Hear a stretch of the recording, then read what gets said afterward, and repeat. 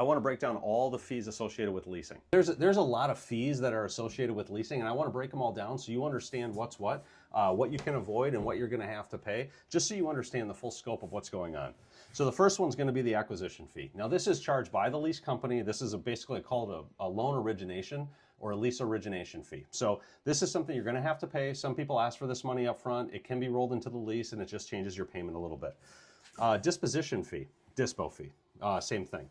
So what this is this is typically 1 month's payment less tax. So what is a disposition fee? A disposition fee is at the end of the lease, if you decide to just drop the car off and you don't lease another one, or you don't buy another, or you don't buy the car out, the leasing company has the right to charge you a disposition fee so they can get the car back and then dispose of it through the auction as they so see fit. Next one's going to be an early termination fee. If you're like, you know what, I'm just going to get out of this car early, and you decide to go with a different brand and you don't lease another car from that same brand, some lease companies will have an early termination fee. This fee can range anywhere between $200 and $500, and you just have to be aware of it. If you decide to get rid of your lease early, you're going to owe your remaining payments, plus there most likely will be an early termination fee on that lease.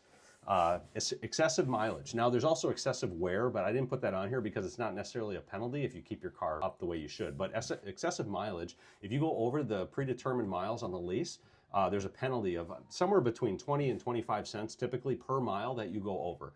So if you go over 1,000 miles on your lease, you can expect to see a bill between $200 and $250. Now the last one, the big one here, is the purchase option fee. This one's typically added on by the dealership. So when you go at the end to purchase your lease, you have to pay an additional $500. It's typically around $500 on top of your residual value. Dealerships do lease buyouts for customers.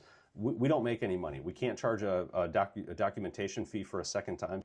So we basically just process the paperwork for nothing. So lately, lease companies have been allowing dealerships to charge a purchase option fee, so the dealership can make something when somebody decides to do a lease buyout at the end of the lease.